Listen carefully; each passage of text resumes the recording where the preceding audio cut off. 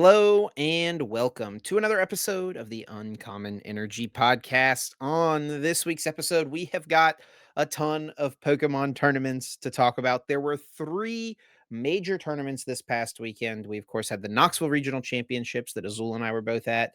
We had the Melbourne Regional Championships taking place in Australia. And there was also a Singapore Regional League tournament, a pretty big tournament down there in Southeast Asia that took place this weekend as well. We're going to recap all the results from those tournaments and give our opinions on everything that happened down there.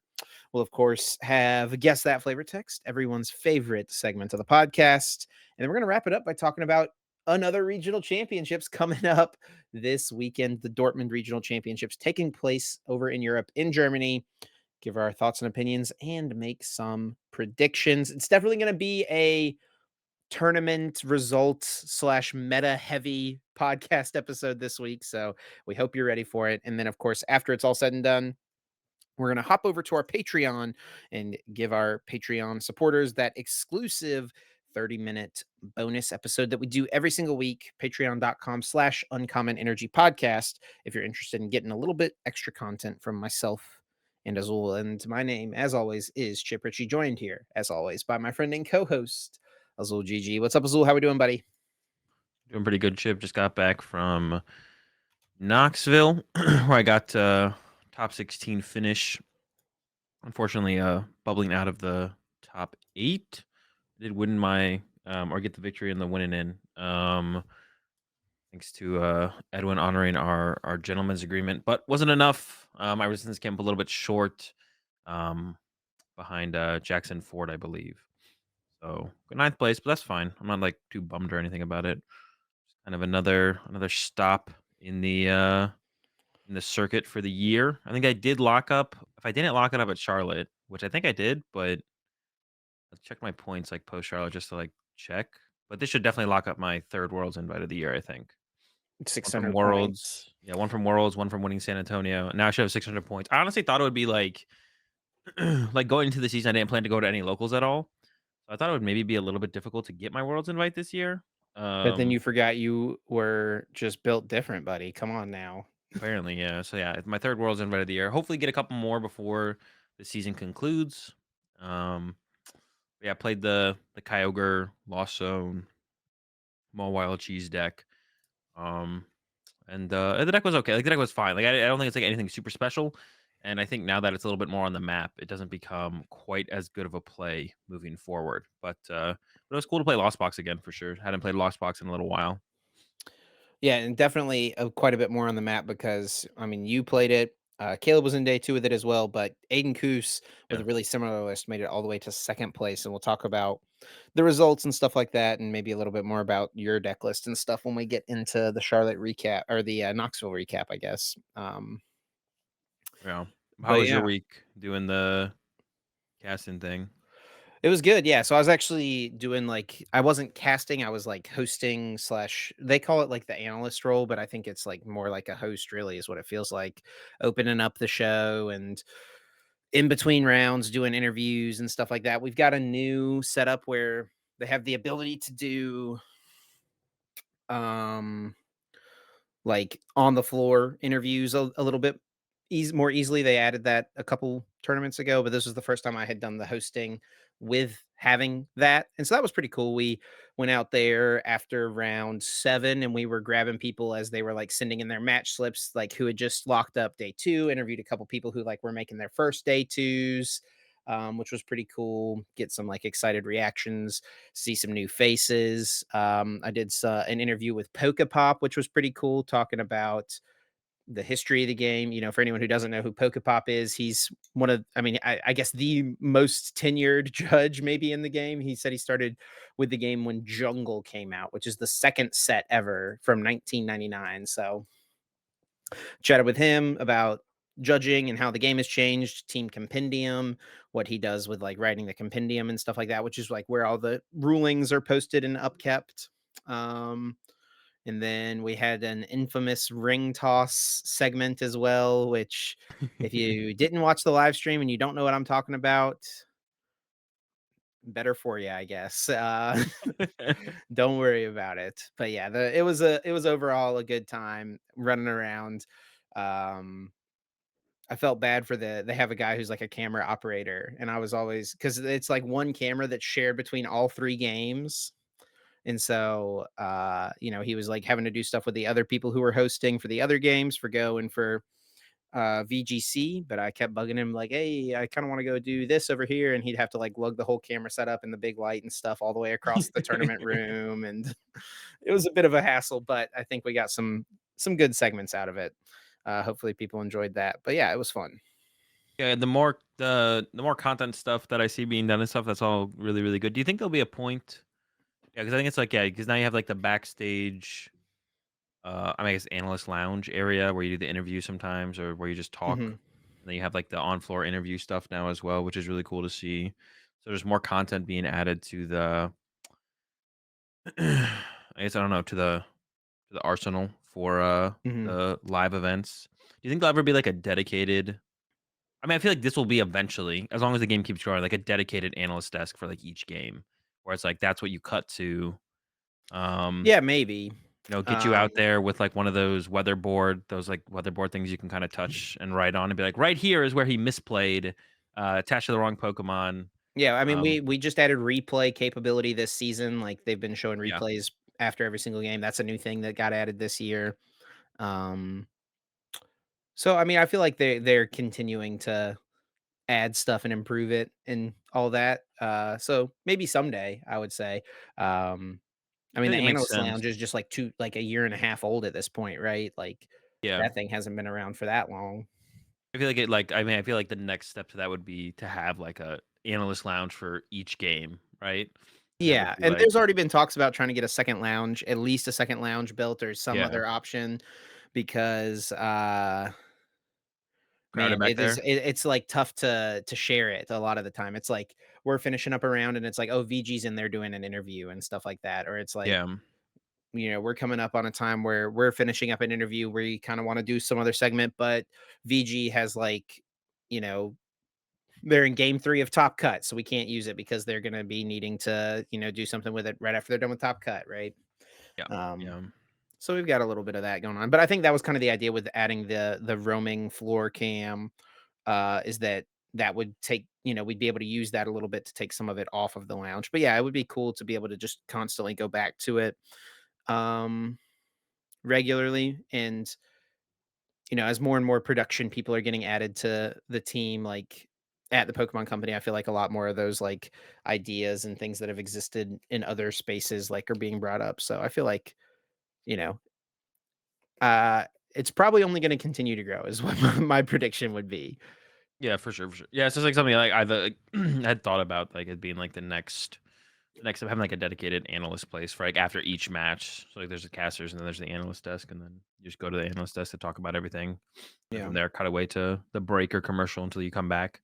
And then you like open up with the analyst desk again and then you go from analyst desk to casters kind of thing. But yeah, it's definitely all it's good to see it growing and especially like the level of production is like really high, of course, I think as well. Like especially compared to like you just kinda think about it, like, compared to any other card game out there right now, even, like, when Magic was doing their stuff, like, the stuff that Pokemon does is of a much higher quality in terms of production than what Magic was a little bit Yeah. more No one's kind doing it of like us right now for sure. yeah, Magic was like the higher end Magic stream like, their world championships, I think maybe got and not even that, but, like, compared to, like, whenever when I tuned into the Magic World Championships, like, that was comparable to Pokemon events when the last time I watched the Magic World Championships was years ago now.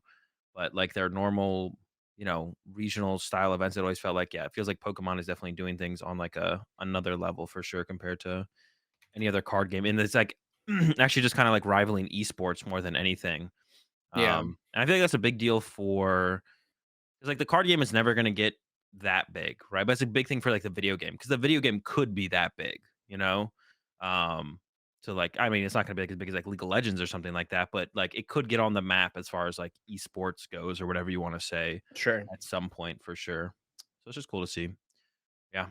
But, yeah, let's go ahead and let's hop in, let's talk about Knoxville, I guess first, unless you want to start somewhere else.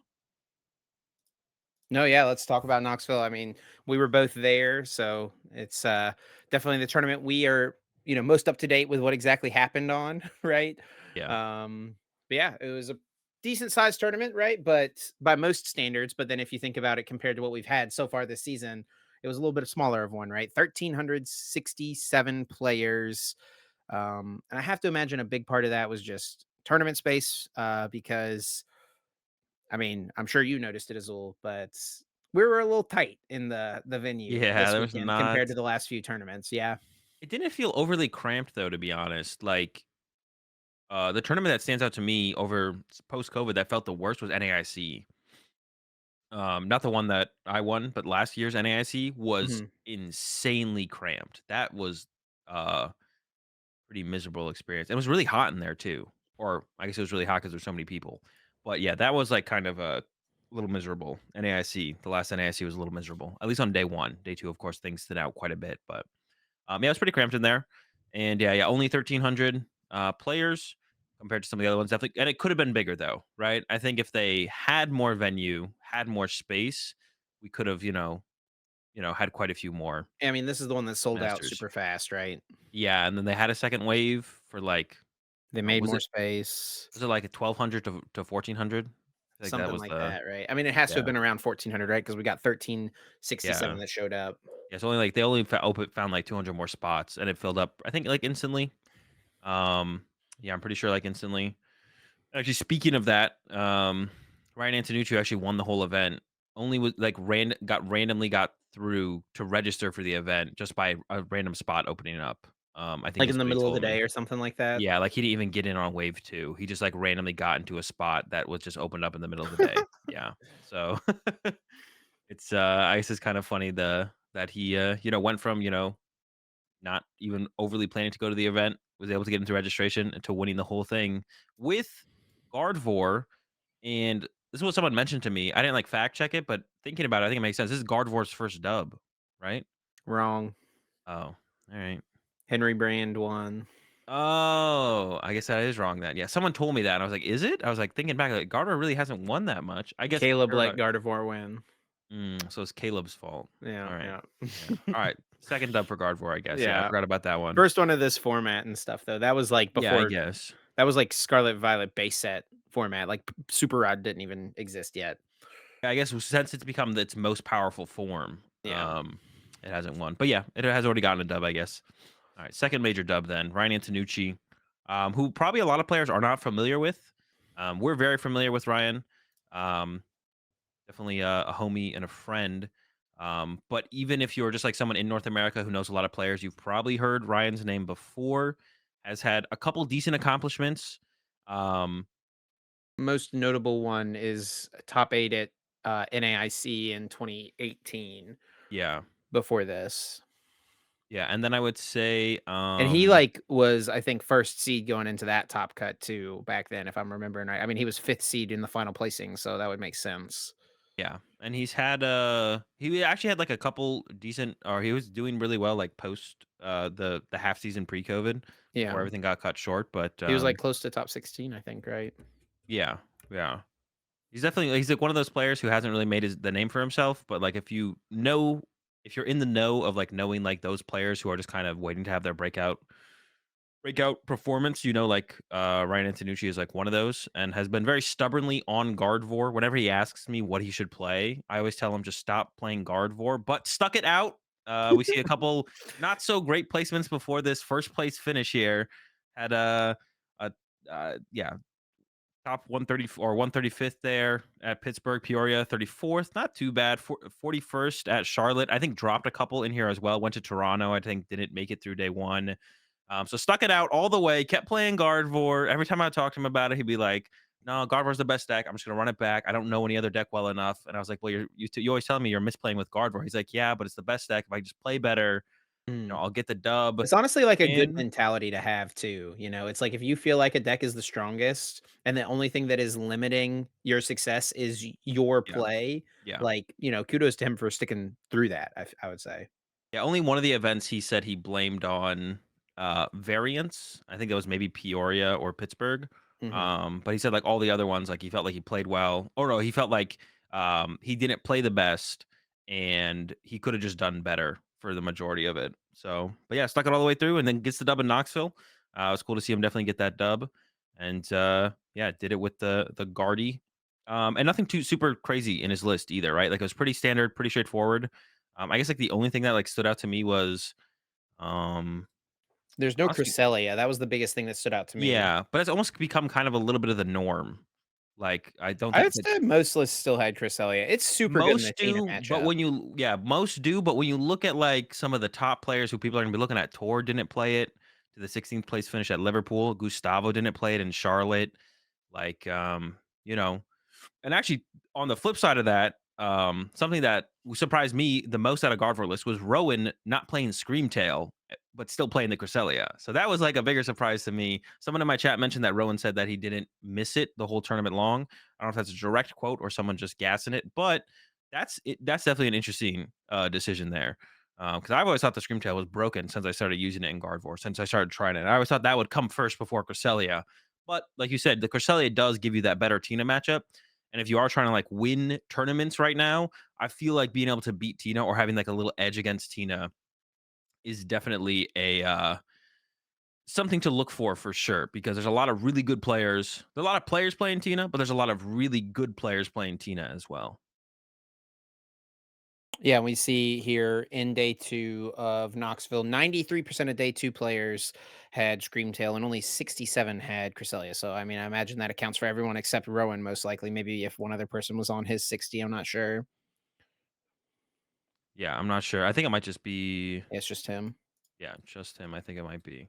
I did like go through all the other I did go through like every single list of this and Melbourne and I think it was In day 2, just you went through like 100 lists? yeah. I mean, it's Madman. not fast. You just, like, click on it. Well, I click on it if you go to the top on the I know limitless how you page. can see it Yeah. fast. I Yeah. don't know, deck lists. I just went to deck lists and then Yeah. Yeah. yeah, and they open them one at a time. So just look for anything, like, interesting, or, like, general trends, that popped up. Um, And speaking of general trends, you actually kind of skipped ahead on our chart here, but whatever, that's fine as well. You don't got to follow the, document that we make or anything like that. But first up, before we talk about the top 8 decks, we usually would talk about the day 1 meta and a little bit of a surprise here. Roaring Moon, second most popular deck, True. all the way up to 13.8%. Yeah. Yeah. And I mean, it kind of makes sense, right? It's like a pretty easy deck to pick up. It's a really fun deck to play. And there's like now a good list out there with the Ross Coffin list. They got top 8 in Charlotte. And it feels like most people have just been starting with that and going from there. Yeah, a lot of people already innovating on that with, like, catchers in a couple lists. Some people even adding water energy to it, so people making their adjustments to it. It's not just that the raw 60 anymore, it's evolved a little bit. But yeah, it's pretty that was unexpected to me for sure. Tina not being the second most popular deck was definitely a surprise. Yeah. Charizard being the most popular deck again. Now I'm no longer surprised by it. It just kind of makes sense. I wonder if we'll see it start to drop off though. Nope. Not for Dortmund because I think it's too soon. But I think as we get towards Vancouver, which is a little ways away, I think we'll start to see a shift in. Um, and honestly, Roaring Moon becoming the most popular deck wouldn't be that big of a shock to me because I think everything you said is true. It's a fun deck to play. It's kind of replaced Miraidon as that, hey, which deck should I kind of pick up right now to like play at my next tournament? And like usually the recommendations I felt like were, well, Miraidon and Charizard. Now I think it's going to be Roaring Moon. And I mean, maybe still Charizard will still be a good recommendation. I mean, I think that Charizard is still a really good deck. And I think one of the things that leads to Charizard's lack of success, at least in Knoxville, because it did do pretty well over in Melbourne. It's just like the players who choose to bring the deck. But besides that, I guess like the rest of the day one meta, it seems reasonable, right? Tina's still up there at 12. Like it's not the second most popular deck, but it still got 12%. Lost Box was up to 10. The hype behind the Mawile Kyogre. Not only did me and my group play it, but some other people definitely picked it up. Um, Gardevoir around 8%. I think that's actually where And Gardevoir's there'll gonna be some chill. Stables art in this 10% as well. Yeah, exactly. I think the Garver's gonna chill around that 8%. I think that's where it's gonna stay. I think a lot of people have just come to terms that, hey, this is not the deck for me. I don't have enough time to put into the game, or I don't really want to put forth that effort to like get comfortable with Gardevoir. You still see like really good players, Raymond Long, Rowan still choosing to pick it up, play it over and over again. Like it's not less so Raymond, more so Rowan. So they're gonna keep bringing it. You know, there's like the diehards. Like we'll see if Tord brings it again to like Dortmund. And then Miraidon, I guess, is like the thing that took the biggest hit Yeah. overall. But the coolest thing is now we can go a little bit further, and now we can look at the rest of day one. There's the new graphic. I've mentioned this a couple times. That would be really nice to see more of the day one meta share. It's probably a little bit less relevant in more narrow metas, or in like day two, it's not as relevant anymore because the meta gets so much smaller, right? But in these day ones, it's really, especially in as big of as in the for the current metas that we have, it's really nice to see these other very meta relevant decks, right? Because we talk about the Mew V Maxes, the Golden Goes, the Controls, the Chi and Pows, Iron Valiant a little bit less so, but now we can actually see where they're falling in terms of percentage um, in this in the day one meta. Yeah, and Mew VMAX right off the day, the top 6, being at the 7th place. There was 100 Miraidon EX players in the tournament and 96 Mew VMAX players. So Mew's still being really strong, really popular, I should say, after its win in Liverpool. But yeah, it did feel like overall people were prepared. I saw a decent amount of the Girautinas had Spiritomb in the deck, right? Yeah, Which does like do a pretty good job at swinging that matchup. and a decent Um, amount of players played Roaring Moon, which yes, not which much just has techie a solid needed there. matchup against Mew anyway. Yeah, I mean, that's what we thought. Fabrizio tried to probably change some minds with 4-0ing Roaring Moon on his run to becoming the Liverpool regional champion. But I think, I was still pretty confident. Roaring Moon, especially with Moltres, especially with Force Sealstone, especially with Research, I was pretty confident that was still going to be a good matchup for Roaring Moon. Yeah. Because even when I was testing like a more turbo build of Roaring Moon, I thought it was favored against Mew without Moltres, without Force Sealstone, just Sawdust, no research, there's like no heavy draw support. It still felt pretty comfortable for Roaring Moon. So you get all those other factors involved, and I feel like it just becomes super easy for the Moon. And there are a few other decks right off the end of this as well. Like I Yeah, think the data we have has like 15 decks on it or something like that. gotta cut it at Uh some point though. Pretty funny. There was like there has been one Ting Lu deck at each of the last like 3, 4 tournaments, and it's been the same guy every single time. Just rolling up with Tinglu every Dedicated single Ting time. Lu enjoyer. Yep. Maybe it's was gonna Henry Brandon in disguise. Because I know Yeah. Yeah. I sat next to him round 1 of LAIC, and he was like, "I was almost land scooping this tournament." Just Ting Lu's attack. you know. And yeah, Golden goes right there, not too far. So like it's really cool to see. See, this would be like a lot cooler to see after this develops over a couple tournaments, Sure. because then you can actually see like the growth of some decks, right? Like maybe Golden Go would have been a 2% deck the tournament before, but now we see it become a 4% deck, Yep. so on and so forth.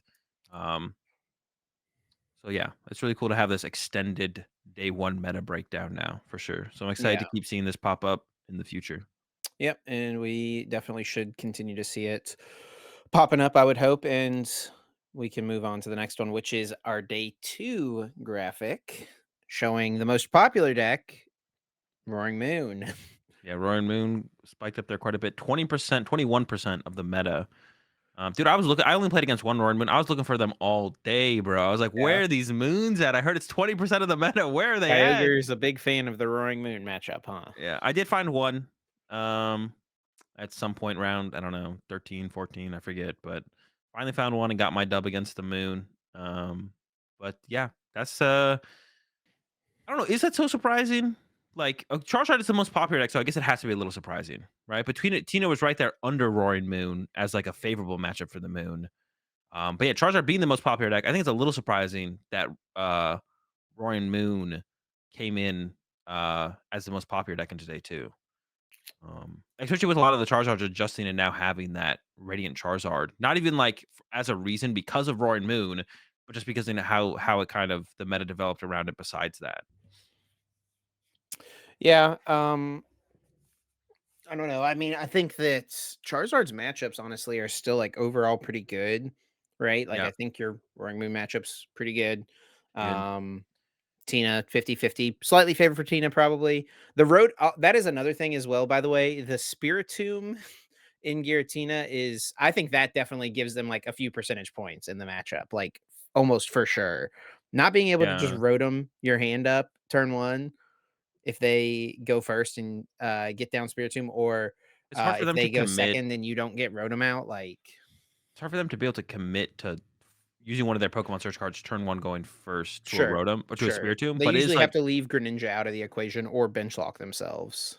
yeah, so, like, it can be tough to actually, like, make that work, but sometimes they have the extra Pokemon search to go find it. I think they're still choosing to go second in the matchup, but, Yeah, for sure. and in that case, it's a little bit easier to find it, but in there theoretically, the Rotom's already been drawing its cards. But even shutting down, like, Lumineon as the game progresses is, like, pretty good as well. So it's like another yeah, it's like another tool that Tina has for the Charizard matchup now. I still think the biggest factor is how many paths does the deck play. Um, but besides that, like, yeah, the Spiritomb is, like, another added thing. I don't know if Tina's gonna be playing Spiritomb moving forward, though. With I Moon think as it popular should as it because it is gets the huge buff of being super good against Roaring Moon as well. oh, yeah, that's what I've been seeing people say, that it's really good to shut down the It's Moltres. so good against Roaring Moon, Is it especially that because now good? people are playing, like, Tusada in their list, right? And so their most reliable way to get 3 energy on a Roaring Moon is Dark Patch, Attach, and then energy switch 1 off Moltres. Like, Yeah. that's the most reliable path to getting a turn 1 attack with Roaring Moon. I mean, if it matters that much, then I would say I guess you do keep it, right? Because you may as well, even though Roaring Moon has become so popular, may as well have that extra card for your Mew matchup. Because like just because Roaring Moon's good against Mew doesn't mean you're not going to hit Mew. Um, does kind of collateral charge art a little bit. Does collateral control a little bit. Not that you're pressed for a tech card in those matchups, but if it's that good against Roaring Moon, then I guess it is worth keeping. I guess that's something I'm just not too familiar with. But I did see people talking about it on Twitter. It just gives you a Um, lot of, like, Alberto help in a lot of matchups, honestly, like yeah, I saw Alberto and some other Tina heads discussing Mhm. discussing the Spiritomb on Twitter. And it seemed that the one of the things that was brought up was, yeah, it seems pretty cool against Moon to shut down the Moltres, to slow down that energy acceleration to be able to make the comeback in that matchup because you're almost always making a comeback in that matchup. Yeah. And then, Lost Zone, Gardevoir picking up a little bit in day 2, and then we did have the other decks graphic as well in day 2. Like you Oh, said, I it's, didn't like, a know this little bit existed. less Oh, I thought relevant. this didn't exist, but actually that's sick. I'm glad this exists. Yeah, it's a little bit less relevant because there's just, like, a handful, but you do get to see some Yeah. cool stuff, like, there's only 3 Entei Iron Valiant in day 2, but Tyler Matthews was able to take his list all the way to top 8. Yeah, make sure they keep this chip. Do not let them get rid of this. This is good information, and I'm Yeah. sure the casters enjoy it too. As something else to like look at and talk about and discuss. And you can even bring those points up. Right, there was 3 Iron Valiant in day 2, but I don't think this is like actually interesting. Um, I guess we could like jump into this right now. We could go pull up Tyler Matthews' Iron Sure. Valiant list if we want to. I mean, we could take a look at Nooch's Guardy first if we want to, but there's nothing really to like talk about there. Good Guardy list, good player, but so this is where I would say now this is more the player than the deck making top 8, if this makes sense. Like, Tyler Matthews is a pretty good player who plays some wacky stuff, and is always innovating. Not to say that Iron Valiant's a bad deck, but, like, look at this Iron Valiant list compared Iron Valiant Entei list compared to any other Iron Valiant Entei list you've ever seen, Yeah. and it's like there's so much innovation going on here. So it's definitely still Iron Valiant Entei, but Tyler Matthews is always doing some interesting stuff with decks. So this is, like, definitely where I credit way more the player than the deck, if that makes sense. Yeah. 'Cause he's always doing some wacky stuff, so it's really cool to see him. I even saw him tweet like he was pretty hyped to get his first, top 8, I believe. Finally Yeah, it breaks was through the his top first top 8. 8. He's gotten multiple, like, top 16 day 2 finishes. Like, he was I think at the end of the year last season, I think he was ranked, uh, like 25 or something like that in North America, like, so he was, like, and there was a couple times in there that he was, like, really pushing for, the top 16 spot, right, but didn't Yeah, quite close it out. He got a top 16 finish at EUIC, um but yeah, he has been a super solid, super consistent player. Definitely like one of the post pandemic, I would say breakouts to this point. He's like someone who I wouldn't be surprised to see like get a tournament win at some point here in the near future. But yeah. um, And what I mean by that when I say, like, it's more so like, it's always the player, like, the player always is a factor, but, like, I think, like, Tyler Matthews can, like, replicate this where he's being innovative with deck after deck after deck, getting top 8 after top 8 after top 8 and so on and so yeah, forth, so yeah. yeah, it's So just cool to see, like, something like, it's cool to see I think it even goes back to, like, when I was talking about, like, Ross with the Roaring Moon, like, Ross's build is super cool and different, and I was like, this is, like it's not like Roaring Moon is the deck that's the factor here, like, it is, but, like, I guess, like, it's hard to explain what I mean when I'm saying this, but, like, the yeah, yeah. factor I was mean, it's like Ross, it's the like deck is obviously fine. Like you can't yeah. you can't get this far if the deck is just absolutely terrible, right? But Yeah, but all, like, the uh, little different things in here and all this stuff, like the B barrel line, the Moltres, like, there's so many little things that have definitely been innovated on and all have their place for, like, a reason, so yeah. But yeah. yeah, it's cool to see really cool, interesting, builds and, And these are the type of things as well that come whenever you kind of stick to a deck. This can be a merit of sticking to a deck yeah, and, adjusting it as the meta changes, right? He's got 4 limitless finishes here on uh Entei Iron Valiant. yeah. First one, San Antonio, 165th, day 2 finish, but nothing amazing there. And actually, yeah, Por- each one improves. Portland, 45th, top 64. Improves a little bit in Charlotte, 38th, and then gets the top 8 in Knoxville. When did B barrel enter the list? Was it at Charlotte? It entered in Charlotte, yeah. Yeah. And Yeah, I the B think barrel's that crazy was in there. definitely the big thing, and he said on Twitter, I saw his post as well, it's like, this deck needs some and that has been one of the weak points of this deck for as long as it's been in the meta has been, like, you get Iono'd at the end of the game, Yep. you've got 2 cards to work with, and you better hope Good they're good luck. ones. Yeah. But Bibarel helps you a lot with that, and he said he Oh, needs, like, non-pathways to, like, draw cards at the end of the game and, or rule box ways, right? Because, like, you yeah. could theoretically put, like, a Mew EX in here, get you a couple extra cards, but And that Tina's doesn't really help just you Path when there's Roxanne. Tinas and all that stuff running around, so the Bibarel, I think, definitely seems solid, and, um, you can tell it's like this is Tyler's list. Like this is like, he has crafted this and worked this to be exactly what it is. And like so he uh it'd be hard for someone to just pick it up right away and try to do the exact same thing, right? Yeah, definitely for sure. Yeah, yeah, I think it's a really sick deck, really sick build, really sick finish for Tyler for sure. But yeah, we talked about Nucci's Gardevoir list a little bit. No Like you said, there's crest, nothing but super crazy in here. The lack of Cresselia, but has the standard stuff you expect to see, the 4 path bumps, 1 2 rare candy. A lot of people research. have been going down to, like, to the 2 rare candy, so I guess, like, that's something that stands out. Nothing innovative, but, like, as far as card counts go in Gardevoir, people are going down to the 2 candy pretty Yeah. consistently. And then we did have Aiden Koos getting second place at the tournament. Some would argue maybe should have gotten first place, but Aiden had other plans. Aiden had other plans. Pidgeot V had other plans. Yeah. I mean, that was just game 1 though, right? So, like, who knows where the rest of the set would've gone. Ryan It did was win actually kind of 2-0, right? interesting because Did Ryan win 2-0 or to go to game 3? I actually don't Ryan even did know. win 2-0, but what Yeah. kind of happened is that Ryan like was kind of like fumbling early in game 2, but he got like some curlies in play. He got himself ninjaed, but then he was able to get established from there and still like knock out the Greninja and then Iono at the same time, so it's, like, super unlikely that Aiden can pull off a Greninja again off of Knockout plus Iono, Yeah. right? Um, and so then he was able to get to a board where he literally had 2 Gardevoir EX and 2 Shining Arcana Gardevoir, and, like, stuff had just too much HP, right? Yeah. Uh, so honestly, I mean, watching that even had me thinking, like, maybe this matchup is not that bad for Gardevoir, you just have to, like, play it like that, you know?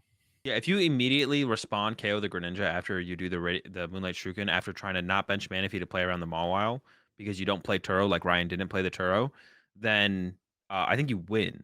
But if they get to Greninja twice, I think you just lose. So that's kind of the And there question. was a turn where so Aiden could have Aiden didn't he KO'd like a Ralts and then put 90 on a Shining Arcana, I think is what he did. Mhm. And so then he had the play to be able to go Sableye Curlia plus Shining Arcana, like he left himself that option, Yeah. but missed that turn. The Missed Sableye? the Sableye. Um and then also missed Dragonite to respond to Zacian because that's what Ryan knocked out the Greninja with was Zacian. Yeah. So it's like he missed both of them. Yeah, I mean, Uh, when the Iono start hitting, it becomes hard to exactly, yeah. pull these bigger attackers together. So, yeah, as if you're getting hit with Iono plus getting knocked out, it's tough. But that's, like, why the deck is built the way it is, right? It's like, okay, you can't play down your Manaphy, so I'm gonna disrupt your setup with Greninja by using Moonlight Shuriken, and if you do bench the Manaphy, I win with Tempting Trap, and then you just lose if the Guardy player plays Turo. So, like, if they play Turo, you literally just lose. So yeah. And this is, like, a pretty fragile strategy that is really built around what's currently in the meta, so I don't even know how good this will be going forward now that the kind of the cat's out of the bag, kinda deal. Like, do if every Guardy just plays Turo, like, you're not winning against them ever. Yeah. So do you want to talk about the differences here between your list and Aiden's list? Because you did play the same archetype, you and Caleb and Grant.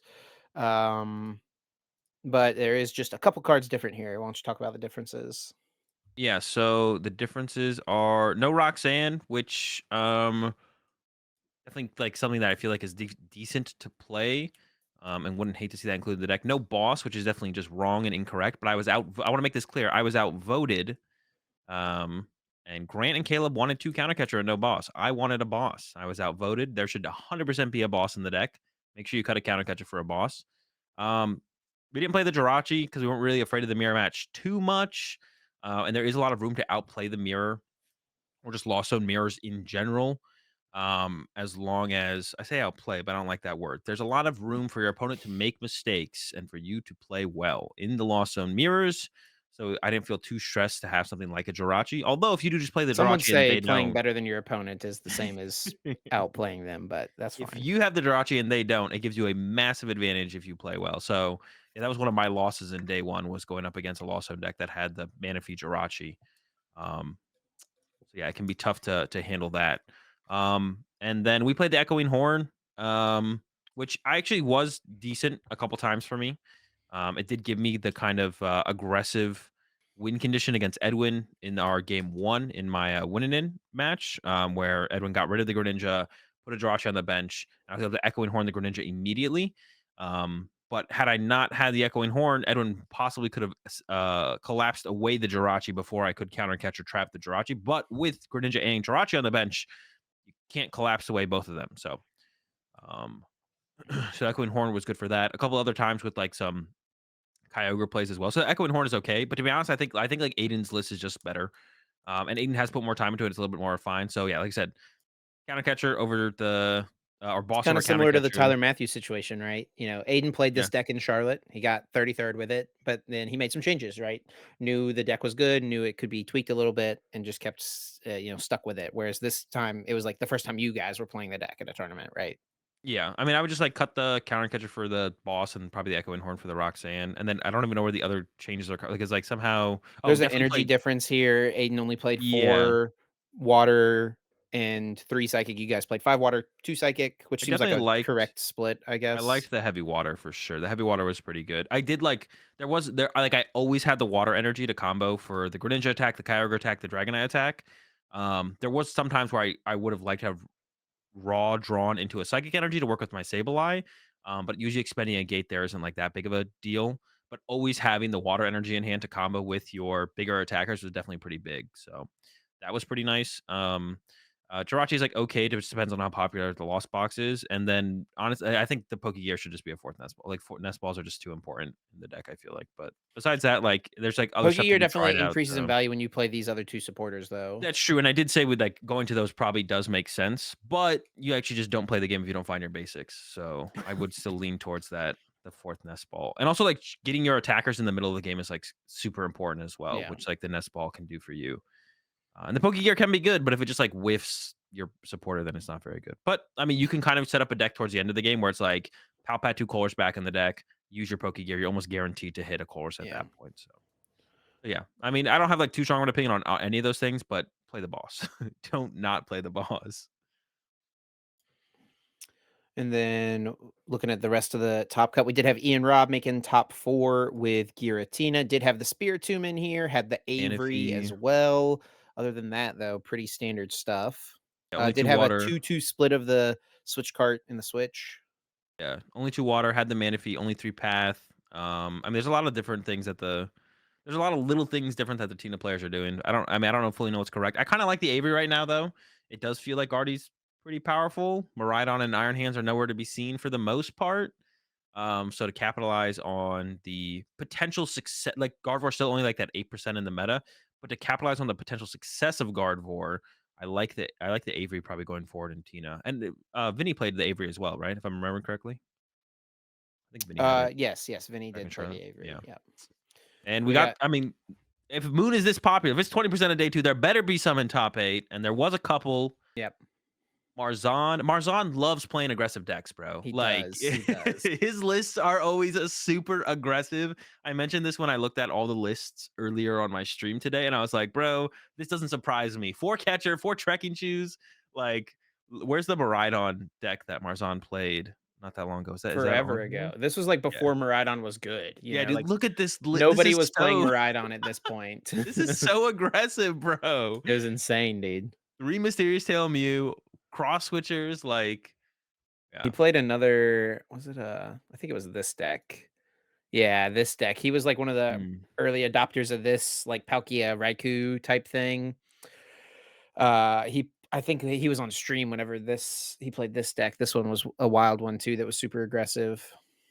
Yeah. So I wasn't surprised to see like a super aggressive build from Marzon, to be honest. And to be honest, I don't know what the best way to play Roaring Moon is, but like, I mean, I feels like you can't go wrong with Pokemon catchers right now. Yeah. I think And catchers from talking to Roaring Moon players, that was kind of the, like, secret to the Charizard matchup.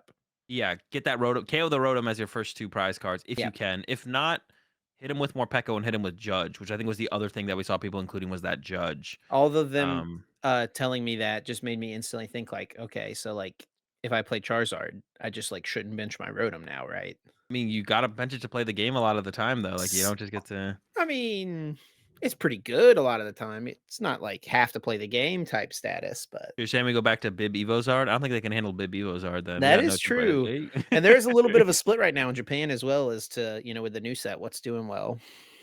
Yeah. Yeah, maybe Bib Evozard is pretty good, honestly. Another thing about Marzon's list is, like, whenever I looked at all the lists, there's quite a few Roaring Moon lists out there with just 2 trekking shoes. JW was one of them, and JW was in my chat, and I was like, "Bro, 2 trekking shoes? What's going on here?" And, JW was telling me, "No, it's correct, trust me. You're capping if you're wrong." Dude, I feel like the 4 Azul trekking let me shoes in give a the little Marzon backstory here, by the way, because Azul just, like, does not like trekking shoes. He's, like, basically just never liked not trekking shoes. cards. Anytime they played Turbo Lost Box, there was, like, a Turbo Lost Box deck that they played, It last was year, so bad. and they played trekking shoes in 'em. Grant has always loved trekking shoes. Azul is like, "I just wanna play real cards. I don't wanna play these trekking shoes. Give me, like, things that do stuff," right? Yeah, more things that do stuff. Like when I end the game and I can't win because I don't have a third Pokemon catcher, just like cut a trekking shoes for a third Pokemon catcher. Like give me that third Pokemon catcher. Um, but yeah, JW says the 2 trekking shoes are it. Trust. I think 2 trekking shoes seems kind of sus. But like Marzon's list, when you look at it with the 4 trekking shoes, it looks so clean. It looks like it fits, right? But you look at something like this, and it's like, what's going on here? There's a You little, got little bit 3 of this, a energy little bit of switch, that. 3 Ultra Ball, 1 Jelly, like, Get us 1 a third Talent trekking Split. shoes in there, bro. Give me a or not third trekking shoes. Give me a third Pokemon catcher. Cut the shoes. Give me a third catcher at least, please. Yeah, I definitely like Marzan's list. He wasn't the only Moon in top 8, though. We also did have Kamal, Crooks Valdez, and this is just the Ross list. Yeah, it's literally just the raw 60, which there's It's also become just pretty 3 trekking shoes in popular. here. How do we get the 4th trekking shoes in here, though? That's the real question. How do we get it in here? Cut the Like, we need jelly, but you need the jelly. um, we can cut an energy switch, put 4th trekking shoes in. Sure. Here we go. But yeah, literally just the raw 60. Cut a Moon. Um, no, you can't cut a moon. They get milled by stop all the time. You need the Yeah. 4th one. Dude, they are addicted to Pokestop. Roaring Moon is the biggest Pokemon Go player out there, dude. Wait, what do you mean? Oh, because They're spinning the Pokestops, bro. Yeah, a bunch of Pokemon The Go joke goes over enjoyers. his head. Well, yeah, at first I had no idea what you were saying. I was like, Roaring Moon is popular in Pokemon Go, or is it even I a don't think it it's even a exists in Pokemon? Pokemon Go. Yeah, will it eventually? It will eventually, right? Everything will eventually. True, true. But yeah, the Raw 60, tried and true. I mean, how many people made day 2 with the Raw 60? Let's take a look at it. This Uh, is the new Reagan Lugia deck. yeah, no kidding. It was 3 3. in Knoxville, 2 in Melbourne. Yeah. Oh, wait, there's 2 more there. It's 3, 4, 5. There's 2 in Oh, Knoxville. it's because Why it are there goes by split? placement. It goes by placement. Yeah, yeah, Oh, yeah, because they're all on the same weekend. Yeah. yeah. So another 7 over the weekend for the Raw Dang, 60. bro. Jesse Parker had the 2 shoes, 2 catcher sauce from JW and just was like, "Nah, I'm playing Ross's list." Damn. More faith in the Ross 60. Dang. JW Trouble did in one up him paradise, though. boys? What's going on? JW did one up him though, so I think JW gets the yapping privileges for sure. Gonna chirp up Jesse. Oh, that's like the worst thing though, is to give JW yapping privileges. I mean, dude, I was literally talking to Mahone at the airport, and he was like, "You know what? We had been working on Roaring Moon. It was looking good, and I switched back to Mew, and didn't do very well. And I was like, "Bro, you gotta trust the process here." Now they're gonna be chirping you, bro. They're gonna be chirping you about the moon. He's like, "Yep, I gotta concede on this one. They got it. Moon was correct. I shouldn't have played Mew." Yeah. Um, yeah, a lot of different like ways people. I think we'll. I don't. I think this might be the end of the Raw 60. To be honest, it did a good job. It did good. It did good. It's like Yeah, that. now people it got people on the right path, right? And then Yeah. now people will branch out, It's depending on like the the meta. meme, the Ninja Turtle meme, where it's like Ross with Splinter, all the little yeah. turtles are all bringing the Raw 60. Now they're gonna grow up and like, do their own innovations to it and take it on from there. Um, and then what else do we have in here in top 8? I think it was the last one was just Jackson Ford, right? Is the only other one we haven't taken a look at. Oh, we had Raymond Long with the Guardy as well. Yeah, we looked at it Um, pretty quickly. and then Jackson Ford with the Tina. But I don't remember if there's anything too crazy in Jackson's build. Here. 3 water, Spiritomb, no mana fee. Yeah, nothing ridiculous. Three path. 3 path. Looks like people are pretty committed to the 3 path. Um, at least over here in America. Because if we go over to Melbourne, oh, did you find the meme? Yeah, bro. There it is, yeah. You're a little slow on getting this one. Well, I was looking at the other limitless thing, but Oh, yeah, you're good. yeah. Um, yeah, if we go over to Melbourne, we see Brent Tonneson back-to-back finals in 2 weeks. Cross Across the what is it? Cross Continents. continents. Yeah, cross continents. That's gotta be tough traveling, but did play the same deck, so didn't have to figure too much else out. But I feel like A Brent deck is that con constantly puts you in the blender, though. yeah, and I feel like Brent did concede here. Pokegears in the list now, gets second, adds the Pokegears. It's He like, all tried to right. kinda defend himself a little bit on Twitter. I don't know if you saw. No, I didn't. As Here, to I'll like pull it up. why he did or did not play Pokegears Yeah, before or yeah. after. Was this before the dub or No, after it's after the the goal? dub. He Oh. said, hang on. I'll Um, find it. Oh, yeah. yeah, because Benji he posted his list. Rank 1 global now, by the way. Ooh, 4th okay. highest all-time earner. Benji said Grats and Pokegears, and Brent said they were kinda good, but it was probably the higher comfy odds that carried. What does that even mean? Like, hitting better comfys, I think. Like, Oh, just like having better comfies yeah, overall? yeah. Oh, okay. Yeah, okay, Brent. Anyways, Pokegears goated apparently. Man, maybe, yeah, I wonder, the last what is it? The last what's it called to fall? The last domino to fall? Is that the saying? Mhm. Will Alberto be playing Pokegears or Ooh, Ionos this week in facts. Dortmund?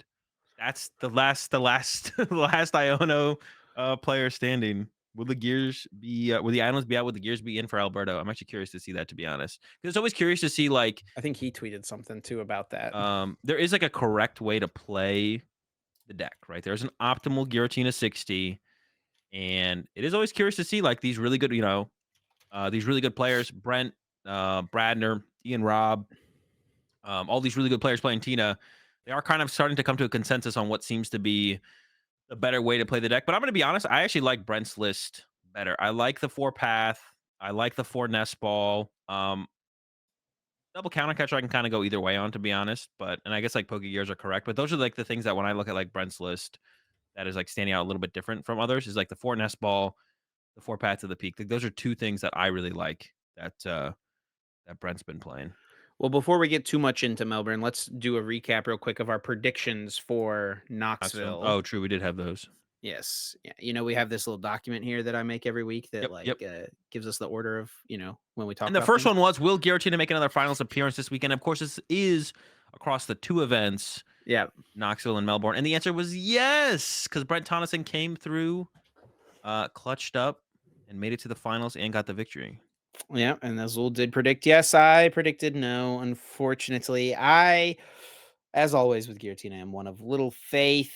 I will say, if you watched the stream this weekend, in Knoxville, you would have a pretty hard time wanting to play Giratina, I think, based on the starts that all of the Giratina players. Like, Giratina, I don't know if it won a game on stream all weekend. I'm not gonna lie. Well, yeah, the deck does It's not a very aggressive deck. It's a comeback deck, but Yeah. when decks are too aggressive, the Miraidons, the Roaring Moons, when those decks get popular enough, Tina's in trouble. And I think that's one of the things that held Tina back a little bit here in Knoxville. Roaring Moon was everywhere, right? Like, it was the Yeah. most popular deck in day 2, second most popular deck day 1. Yeah, a lot of good players playing it. That's always gonna be a big factor, right? Are the good players, the better players in the game gonna actually pick up the deck, though? And I think that's one of the things that why we saw a little bit of a lack of success from Charizard, despite it being the most popular deck day 1. You had people like Caleb Rogerson playing the deck again, but like, I mean, Rogerson like can't carry the deck by himself, right? So like, if it really does come down to who is playing the deck, not just how popular the deck is. I think Charizard's a really good example of that. Like, Charizard's a really good deck, but I mean, if no one's going to be playing well enough with it to pilot it compared to what everyone else playing well with all these other decks, then it doesn't really matter at the end of the day, right? Our next prediction was highest placing Arceus deck, and I'm scrolling down here. I think it was Uh, Landon Kettler at 38th. That's a top 64 finish. Azul predicted top 32. Ooh. I predicted top 16. I am getting cooked on the predictions this week. You know why there wasn't one in top 32, right? What's up? None of them played the Radiant Charizard. I went through all the lists. There's plenty of them with 6 fire energy. Quite a few Yeah. people had 6 fire energy. Makani, 6 fire energy. Where's the Radiant Charizard, Makani? I guarantee if you had played the Radiant Charizard, easy at least top 32. But I think Makani is breaking up with Arceus. is this it? Is this the end? I mean, He Roaring Moon being this popular is tough for it, to be honest. Unless you're gonna path cheese him. That's like your only win condition, I feel like. let me Cheese. see what he tweeted something. Is he just joking though? It sounds like, I mean, Makani's a big memer, so my guess would be He that this is another said meme. he said 68 out of 1300. Lost my winning into 32 by bricking You twice. lost the winning Pretty in. upset with my finish and my draws, considering I bricked more despite adding consistency. Bubbling out of top 64 doesn't help either. Not a good tourney. I'm getting sick of these draws and this deck. Is he done? Is he going to hang it up? I mean, you gotta get bored at some point. There's VIP passes in this Arceus deck. Like, I got a feeling I know why you did, Drew, buddy. well, I mean, you'd hope that. I mean, I assume that not finding basics was the problem, right? Well, But at the 2 previous tournaments, no VIP passes, 6th into but 9th. the VIP passes, like, because you've only got 3 of them, and you're not choosing to go second with this deck, right? So it's like, yes, you're Yeah, technically adding ways to, like, find basic Pokemon see turn more 1. basics on turn 1, but, you're only adding 3. Like, how often is that really increasing your percentages compared to how often are you playing an Iono? Because you play 4 Iono and then drawing into 1 or 2 VIP pass in the middle of the game and just not having anything True. to work with. And 3/3 B barrel. Like, this is almost like max consistency. You can't like go too much further than this, to be honest. Hmm. Well, at least like for hoping to set up, I guess. But I don't know. There's not that many draw supporters. Only 5 draw supporters. You need to Still find no those things Radiant too Charizard. sometimes. Still no Radiant Charizard as well. Like, that's definitely an L. Um, yeah, actually, yeah, Makati was on a pretty good streak there, right? 6th into Radiant 9th. Charizard makes sense to not play in this deck, by the way, because there's 4 Path to the Peak in it. Also play 2 vacuum. Like, and also some of the decks you play up against, if they're not bumping path, you're winning. But if they're bumping your path, we're attacking with Radiant Charizard. Okay. Literally He's got it genius. all figured out, buddy. Said, give it one more shot, Makani. Why don't you play Arceus? Nope. Put the Radiant Charizard in. Give it one more shot. Trust me on this one. But you've got it all figured out. Well, not quite.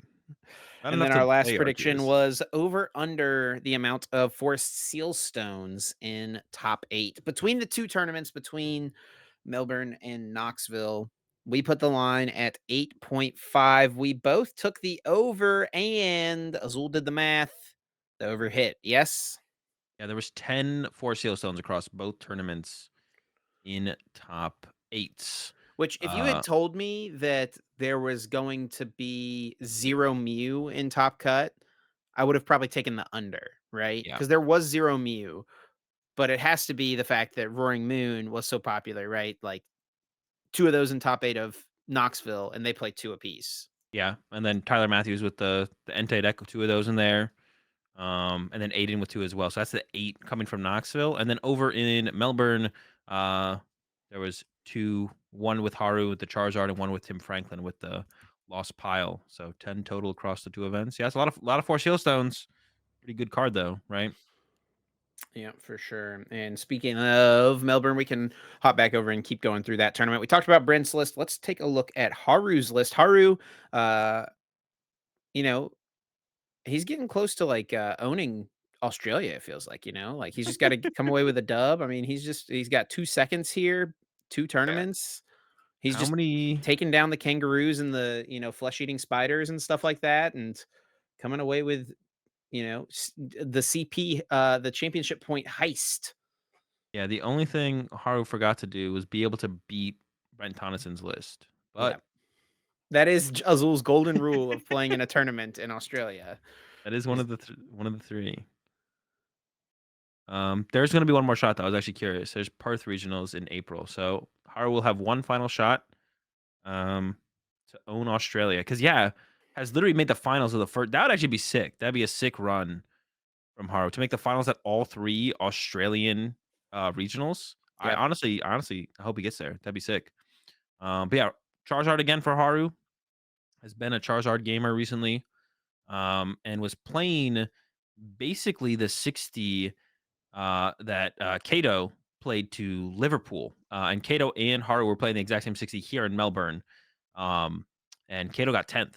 So not too I don't know how many Japanese players were there. I think it was like 4 or 5. But pretty good showing from Japan over in Melbourne just in Are they general. allergic to Arven in Japan? Yeah, they're doing like the lighter Arvin count, which I don't actually dislike, to be honest. It's interesting. Because you like it's a really powerful card, but they're definitely as the game progresses, if you end up with an Arvin, it's like, okay, I'll use Arvin, but I feel like you'd prefer to like play Sure, an Iono or something. So sure. early game, it's really good.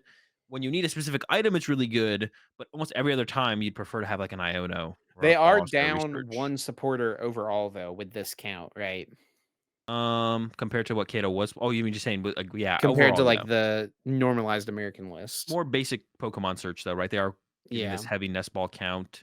I'm glad to see the level ball in there because that's one thing I definitely did not like about Kato's list from Liverpool was the 100 HP Charmeleon with 3 nest balls, but you could just like cut a nest ball for a level ball and play the 90 HP Charmeleon. I think that makes a big difference. Also, Kato did not play Luminion in Liverpool, but we see that they added that back in here for Melbourne. Luminion's back. I can say the biggest thing stand out. Another big thing that stands out to me is the 4 stadium bumps with Tina not being the most popular deck, but being one of the most successful decks. And like it seems like a deck you have to beat to win tournaments right now is Lost Tina.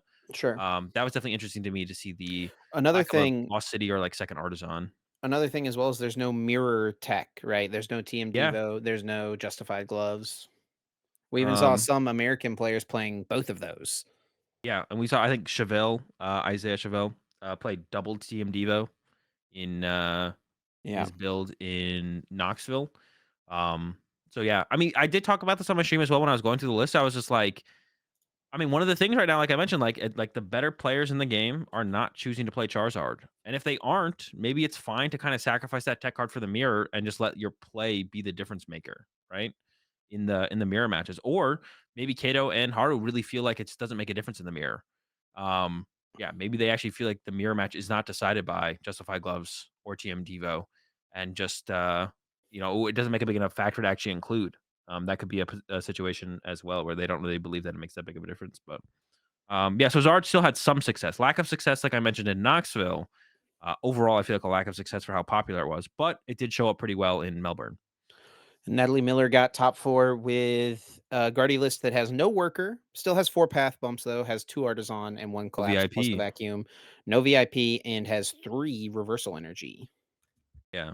I think Natalie gave a shout out to Fouché. I think Fouché played something similar to this in Charlotte. Um, and yeah, it's a no VIP. I honestly just don't know if it makes it. When I played the no VIP versus VIP build, I've definitely missed VIP. And I don't know if like the couple little extra cards you get here are actually worth the no VIP. Like you get the third reversal energy, you have room for like Turo, but then it's like 2 of the VIP slots are going to like the second artisan and the fog crystal, right? Like And most people play 4th 2 Ultra fog crystal. Ball, like Yeah, so it's just going to more Pokemon search that is useful throughout the game as opposed to only being good turn 1, but is that extra turn 1 consistency worth it? I feel like my testing and my play with both builds has led me to believe no. But we do still see this no VIP list pop up and do well from time to time. That's what Rowan was playing as well. Got top 16 in Knoxville. Rowan was playing no VIP pass. Now we see Natalie over here, top 8 or top 4, no VIP pass. And there's definitely less people playing the no VIP pass list as well. So as far as its success goes, it's maybe comparable to the VIP pass lists, to be honest, because there's so many less people playing it. We did see Christian here got top four with a similar Tina list. Nothing crazy here. Does have the Iono, only one counter catcher, two water Iona's back. energy. 4 path. Yeah, nothing crazy. Yeah, has the Spiritomb. Um, Tim Franklin with a Lost Box deck. It is like a hybrid Lost Zone deck almost. The Paradox box, plus still having the Dragonite as a strong attack option. Yeah, so this is an interesting one. So this is actually Dean Nazim's build or similar to it from Charlotte. Um, I think, Oh, Tim same got it 60. from same 60 actually.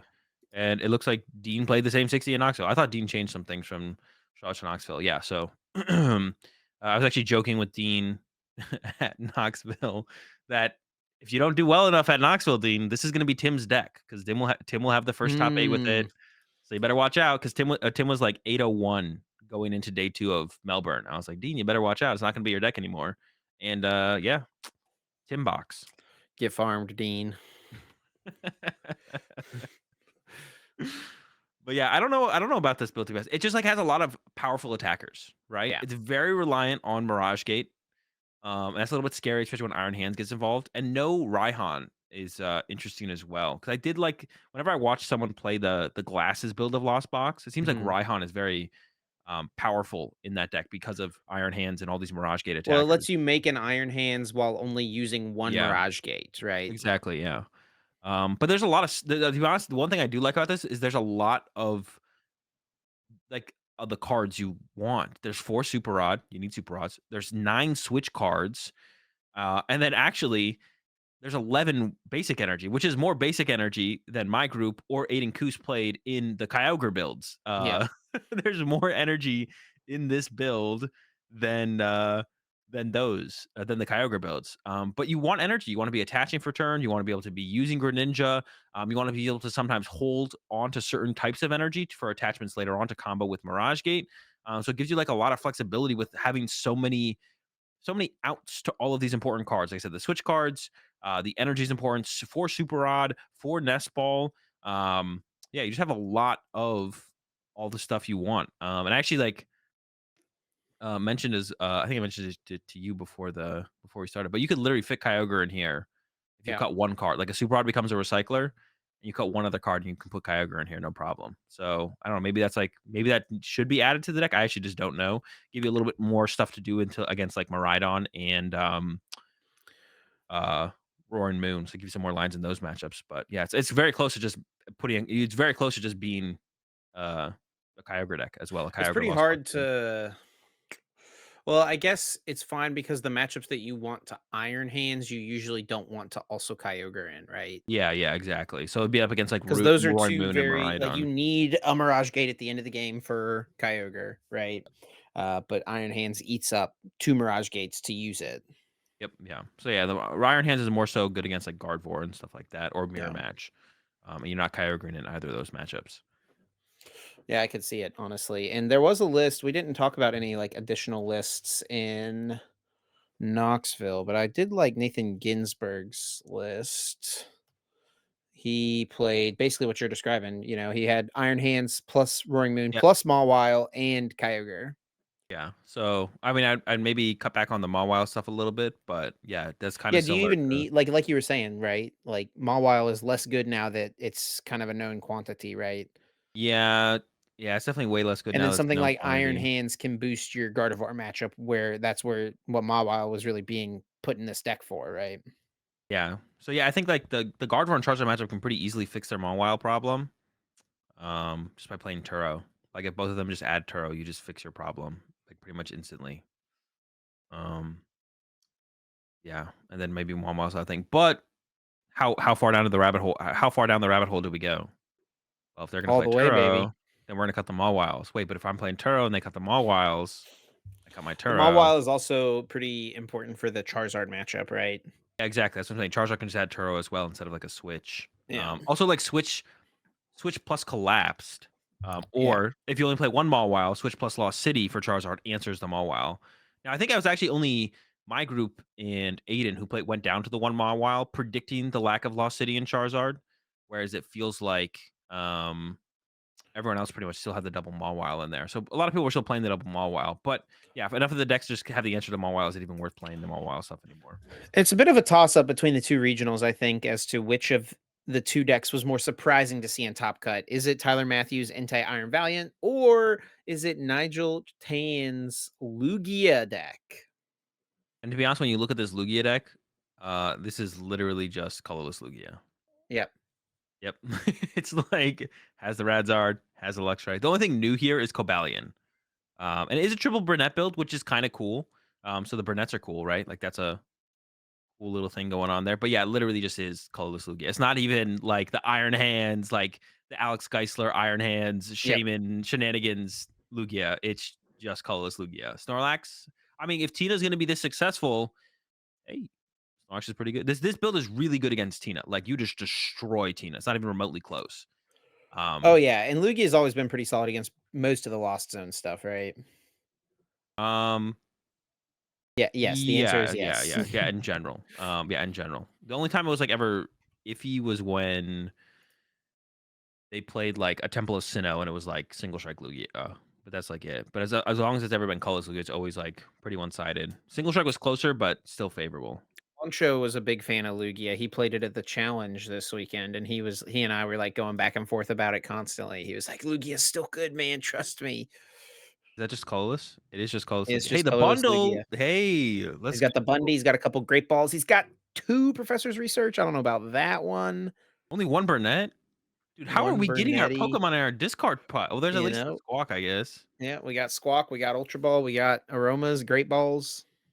No Mesagoza. Bro, these Lugia players are getting greedy and getting away with it, bro. What the heck is this? Yeah, I don't know. I don't know where Lugia I've been, like, saying that, Just wait for if you want to play Lugia. Just wait for the new set. Just wait for Chinchino. I mean, I don't know, that might be more of a meme than anything. We'll have to wait and see Dude, on that. It are could you be kidding good. me?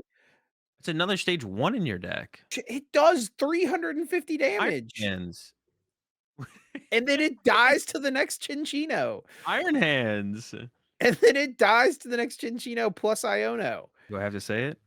Yeah, third Iron Hands. You're making a third Iron Hands Hey, Azul? Future Box, baby. Future Box. We got it all. Oh. No, dude, you're not gonna make a third Iron Hands in Future Box because you're freaking spending 3 turns to attack with the stupid little Miraidon. On. Yeah, I don't know. I think Lugia plus Archeops is broken. And I don't think they're not gonna print special energy between now and Lugia's rotation. I So think the biggest downfall for Lugia post rotation right now is this rotates, Professor Burnett. we can survive the lack of we have Master Ball or whatever. We're That good. is kinda crazy to see. I Yeah. was looking at what is it, Joe Bernard tweeted something about the A specs and stuff like that.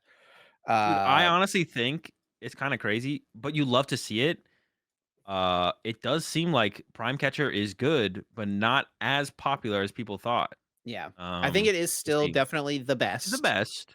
Yeah, for sure. But we're seeing stuff Maximum like belt, that's a lot of damage, you know? yeah, we see that popping up in some decks. The The Prime Catcher is Hero's still number Cape. 1.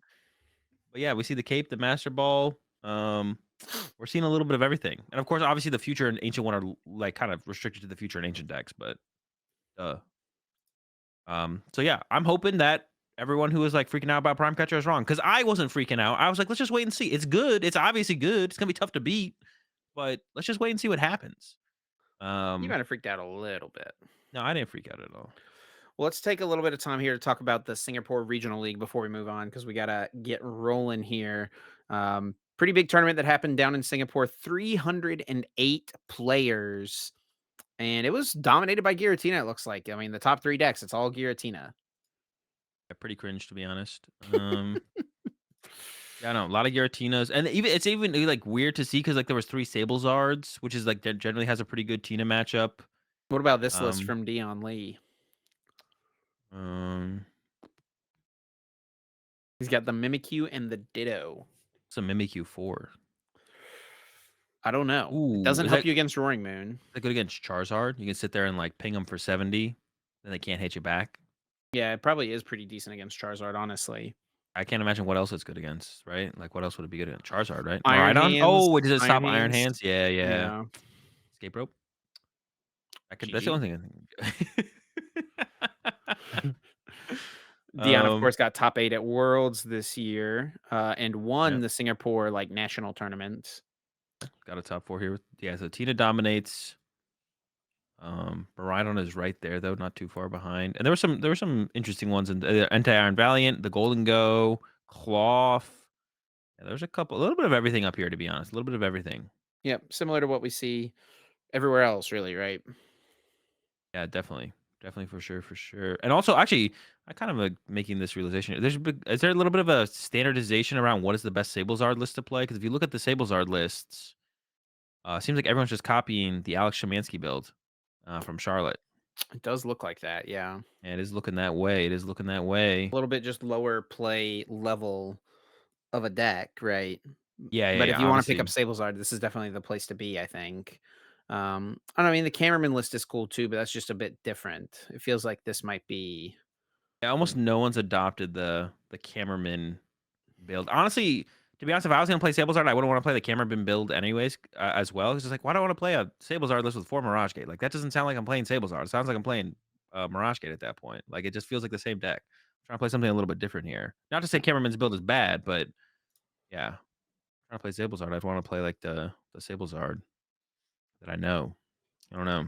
any other decks across the 3 tournaments this weekend that we haven't talked about that you think are worth bringing up? Anything else spicy or interesting?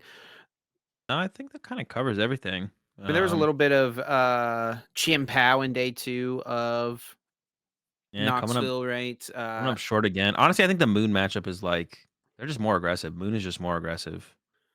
So it can be tough to overcome that two prize trade consistently with Chien Pao. Chien Pao's kind of I think Chien Pao's waiting for a rotation plus the new set, to be honest. Yeah. Be kind of crazy when we get there though.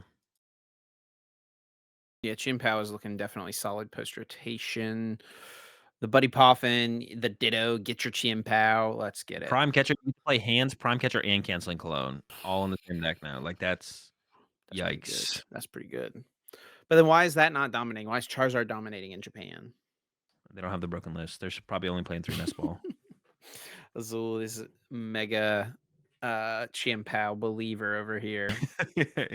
Well, as long Post as it's a row. good list, bro. Everyone's lists are whack. We had Little Dark Fury on the Golden Go, making it to top 32. Yeah, the dingus squeaking in there. Um, yeah. Honestly, it's really cool to see Golden Go actually end up being like a solid meta deck. It's nothing great, right? Like it has like too many bad matchups, I think, to be like a real contender for like top eights and stuff. Um, Gets a but it's little really better post cool. rotation, maybe. Yeah, maybe it's really cool to see it push for these like top 32s and stuff though, pretty consistently for sure. Nice to have those kind of decks existing in the meta, which honestly, a deck that was kind of actually one thing to kind of point out, Rapid Strike's done, man. I mean, I guess Moon's popularity has kind of put the nail in the coffin, but it felt like before Moon was getting popular, Rapid Strike was on its way out. And I think now with um Moon getting as popular it is, I think it's it. It's cooked. Get it out of here. Yeah. No longer like I'm taking it off I'm not putting it in my tier list anymore. Yeah. Like, I mean, it yeah, wasn't even in the Kreckler's top. like the Yeah. final, the last soldier or whatever. He's the captain going down with his ship. Yeah. It feels Also, pretty wait, one chalked, more though. thing before we move on. What's up with Control? Control did not have a very good weekend. Moon, bro. I mean, Tina's success rate is super high, and then Moon is a bad match. I think Control would rather play I had a discussion with this in my chat, actually. Some people felt differently, that Moon had a better Control matchup. I think Tina has a better Control matchup than Moon does, because Moon, you can just, like, open Billy or something, and you're just screwed. Off the rip. But there's nothing you can open with in Tina where you just lose instantly, right? You can still play every single game against Control, but if Control catches like Billy or Morpeko or anything, you just lose the game, right?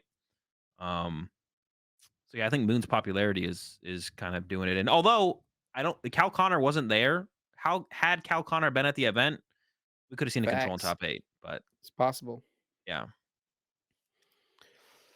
All right. Well, I think we can move on from the tournaments of this weekend. And before we get into our Dortmund meta chat and Paldean Fates chat as well, because that will be legal this weekend. Uh, we do, of course, have to take a moment to thank our amazing sponsor, Dragon Shield, for supporting us here at the Uncommon Energy podcast. Dragon Shield makes some of the best card gaming and tabletop gaming products and accessories on the market. including sleeves, binders, deck boxes, and so much more. I got to give a small call out as well to the Dragon Shield cube shells because I ran my cube this past weekend for the first time in forever, actually. So every time I do my cube, I make a challenge bracket on my phone for us to play. And the last challenge bracket I made was at NAIC, dude. I had not drafted my cube since NAIC. That's crazy. It's pretty wild. I can't even remember the last time. Wait, did I cube with you at NAIC? No, I don't I think don't so. think so. You've not been a big cuber recently. It's just like it's always so late and I'm so tired. I just don't have the mental energy to cube. But like if you catch me on like a Sunday at an IC, I'm Yeah, flying sure. home. I'm flying home. You won't catch me cubing.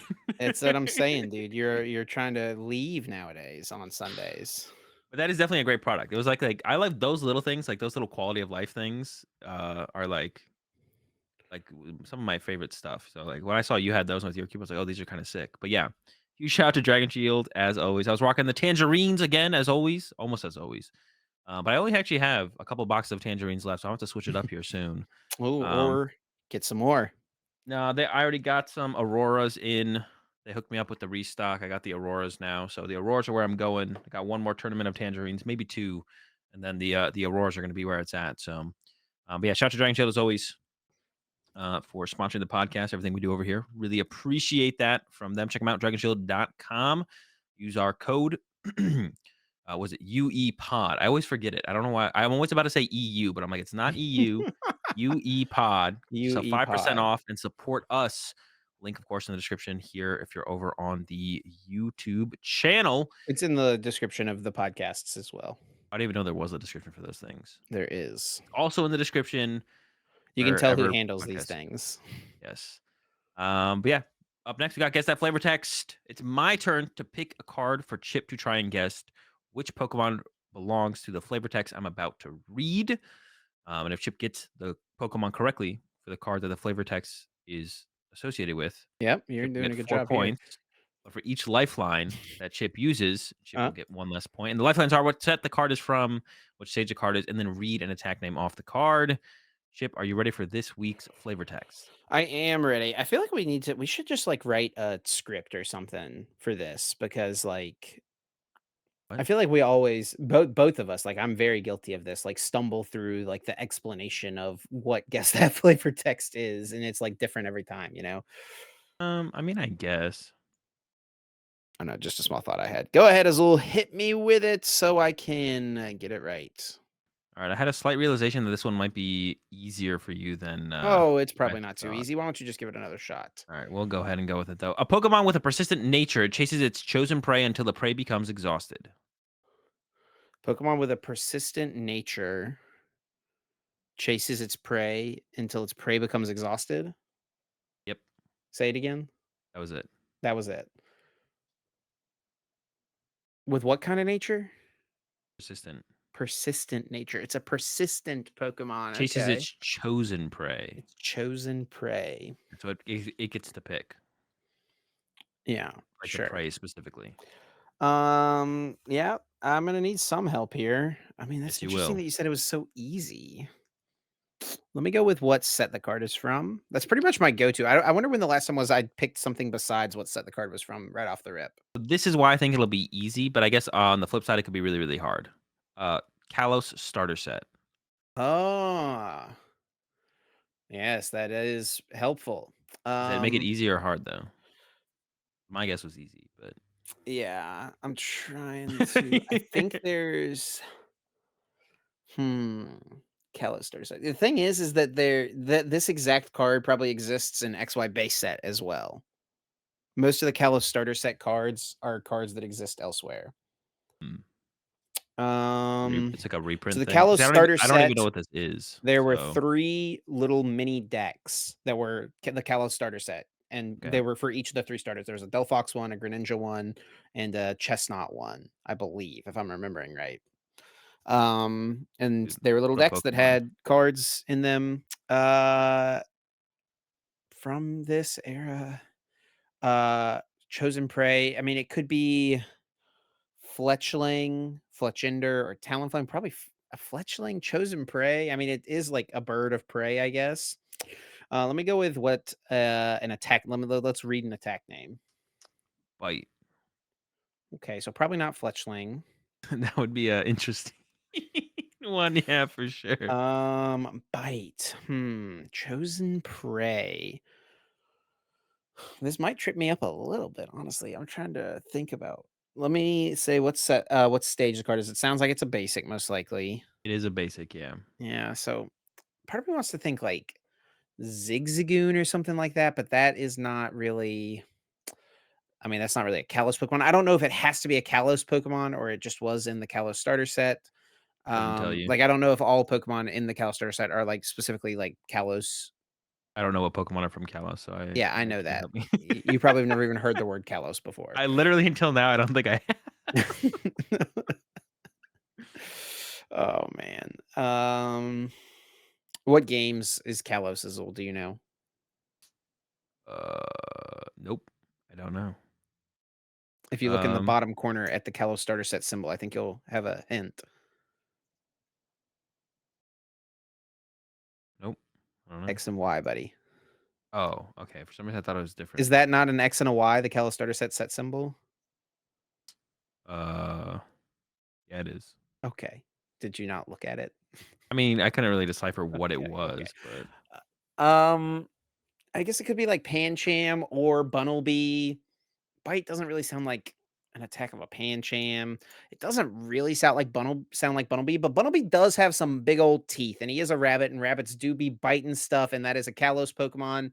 Let's lock it in. We'll go with the Bunnelby Azul. what? Bunnelby.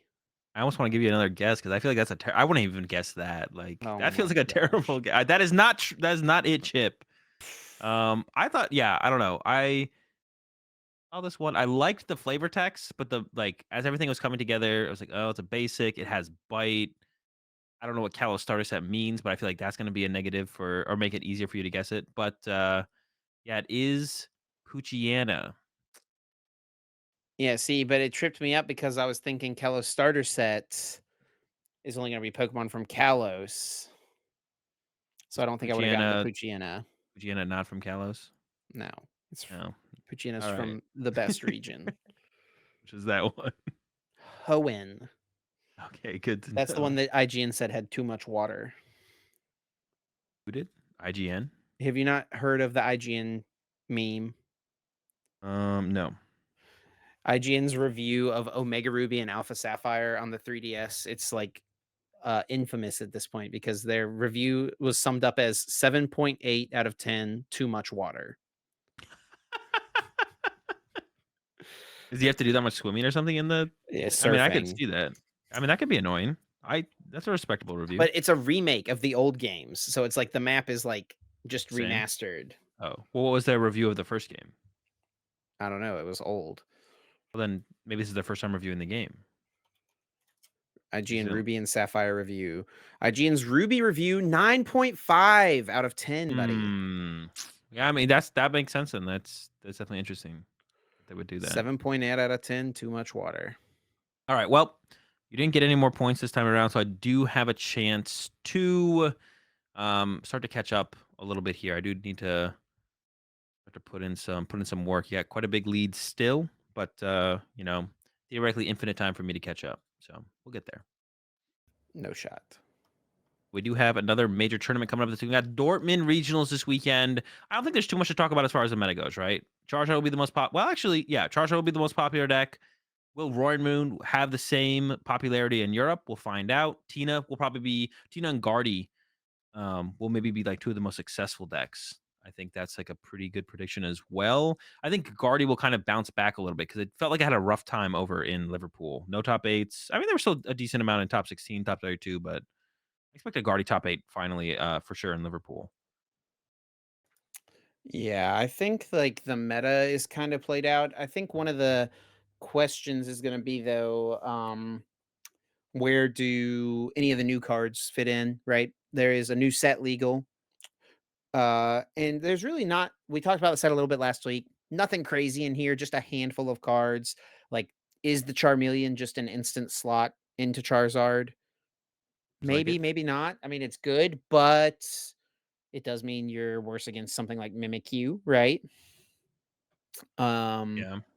there's the new Frigibax, right? Not too many people are playing the Chien-Pao. Does this just become the new 70 HP Frigi that you play? Still got 2 retreat. Doesn't do 10 damage, which is a plus of Chili. We did see Chili get a KO in a stream game in a recent tournament, so it can come up. But collect, draw a card can also come up. So does this become the new Frigibax that Chien-Pao players go to?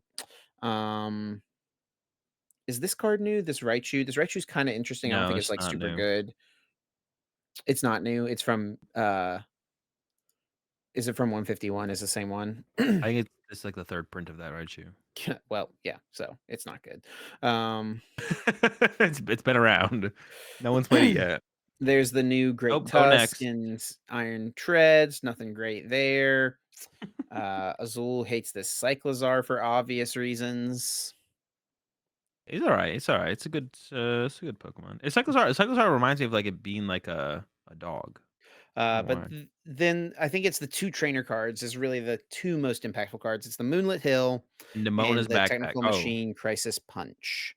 Now, for the Moonlit Hill, I feel like for the most part, most Guardy players I have seen have said like this card is not worth playing really. really? Like, you're not gonna play it as a one of? Well, it's like are you cutting a collapsed or an artisan for it? Yeah, maybe not, I don't know. I guess maybe the big thing is, like, vacuum. Do you wanna keep vacuum, or should you play the Moonlit Hill? That would be the question. I mean, I think that the matchups that this is good against is something like the Rapid Strike, and Rapid Strike's like not really big in the meta right now. Yeah. Well, it's good It does against, let you like push for a KO a little easier with Gardevoir. Maybe I could see like I think if you're playing Moonlit Hill, it's like you're trying to play a build that doesn't need reversal energy almost well, I think it's like because reversal energy does for you most of the time what Moonlit Hill will do, right? Is it lets you reach like a higher damage threshold. I think the thing is, like, you need to play a certain amount of ways to bump paths to the peak. So if one of your ways to bump the path to the peak is also an effective extra reversal energy, that doesn't sound bad to me, right? Sure. That's how I kinda think You about it. do It's have like, to keep well, the energy around to utilize it as well, though. That's another thing too. Like a lot of time, yeah, you do usually like have the ability to do that, but yeah. sometimes it's gonna come up where you don't have an energy. Oh, it seems worth to include as a one of. I could be wrong. Also, like, lets you play around cheesy stuff, like when in the Tina matchup where they, like, do 90-90 to both your shiny arcanas. And I can be like, "Okay, heal 30 off each of them and plus Cresselia or something." I don't know. It seems worth it as a one of, but maybe not. I mean, I think in pretty much all Japanese lists, it's played as a one of.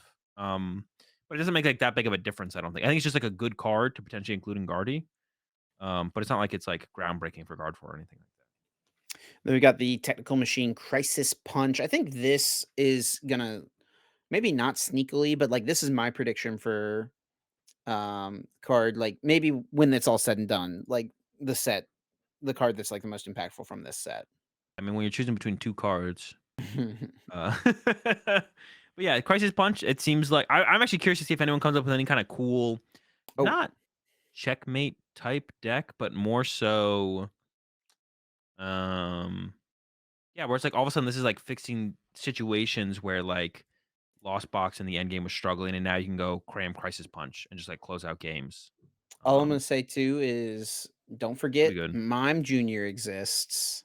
Now let's forget about Mime It's not Junior. good right now. It's not good right now, but there could come a time Mimed Games gets a surprise KO, some big deck like Arceus Duraludon, if something Arceus like that was Gigas. Play this against yeah. Makani. Yeah, yeah, There we yeah. go. First you And KO then the he's B gonna choose barrels. Hyper Fang on his No, Bibarel, first you KO the B barrels, and then you Mime Junior. and then he benches an Arceus V and chooses Trinity Charge. Yeah, that's not bad for 0 energy. That's 130 damage for 0 energy. I'm digging that. Do you know what Trinity Charge does? Oh, shoot, yeah. Yeah, we're accelerating our energy to our own Arceus. We're set up. Broken. But yeah, nothing too crazy in this set. We already talked about it last week. But it is legal this weekend, worth mentioning. Atticus is another card. Like, I don't think Oh, it's super good right go now, but like next. could come up and be good in the future. Obviously, like if you want to play Cloth Electrode, you're gonna put Atticus in your deck now, I think this weekend. Like, I don't know if you are. Like, what if they yeah, just KO your Brute and you have an Atticus in your hand? well, you got to If get you're another brood anyway. Yeah, but now you can't draw cards to find the brute because you can't Well, play you still got your Atticus. Bibarel, right? Like, come Nah, on. you lost. Atticus is Lost. yeah, don't play Atticus. That's no way that thing is good. Yeah, the best cards are definitely Moonlit Hill, Crisis Punch. I'm curious to see what if anyone comes up with anything with Crisis Punch and how short of a time we've had. Um, I think yeah, Moonlit Hill is like theoretically a good one. I guess it sounds like more so than not, people are not liking the idea of Moonlit Hill in Guardy, but Have you seen the Tinkaton EX deck in Japan? no. Do you With know what Moonlit, Tinkaton EX does? yeah, for it's like 30 plus. There's some amount of plus damage for each card in your hand, right? Yeah, yeah, it does 30 damage for each card in your hand. So they're Okay. playing Nemona plus Nemona's Yeah, backpack yeah. engine. Broken engine, Nemona plus Nemona's backpack. Can it be stopped? I'm not too sure. Maybe it's kind of insane. This is broken card. Buy your Tinkaton EXs now. Hey, we need to message Caleb, by the way. Make sure he picks these up, right? I already have 4 of them. It's on you guys to keep up. Okay, okay. But yeah, and one of our predictions this week, I mean, we can go ahead and get into our predictions unless there's anything else specific about the meta you want to throw out there, Azul. I know. I don't think so. Like I said, the meta's gonna be pretty similar. I think, like I said, I expect Guardy to have a little bit better showing than it did in Liverpool. I think it wasn't terrible. Like I said, it wasn't terrible in Liverpool, but I think we'll see a top 8 out of Gardevoir.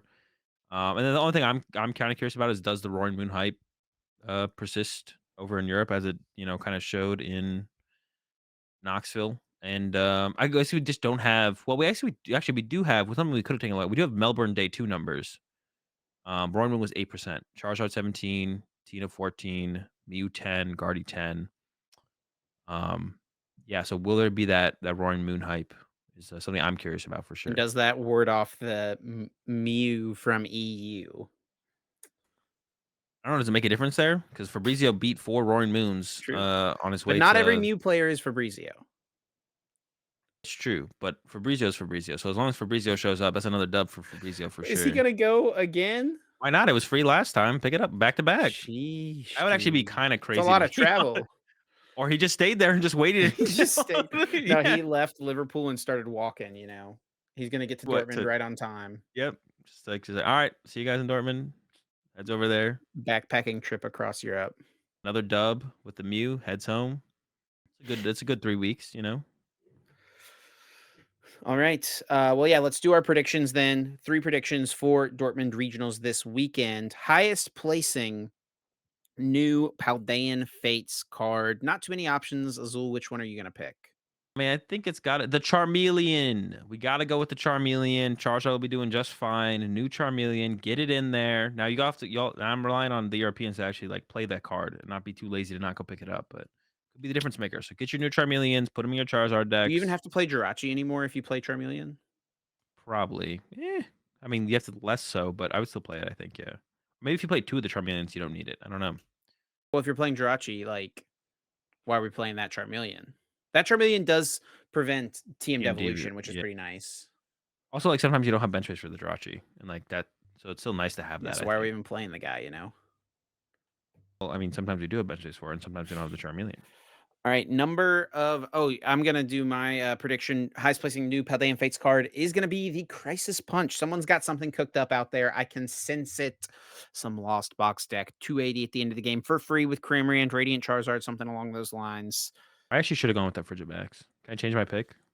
No, too late. All right, Locked on. All Charmeleon it right, is. you can change it to I'm Frigibax. changing it to Frigibax. Let's go. Chi and Pow's back, baby.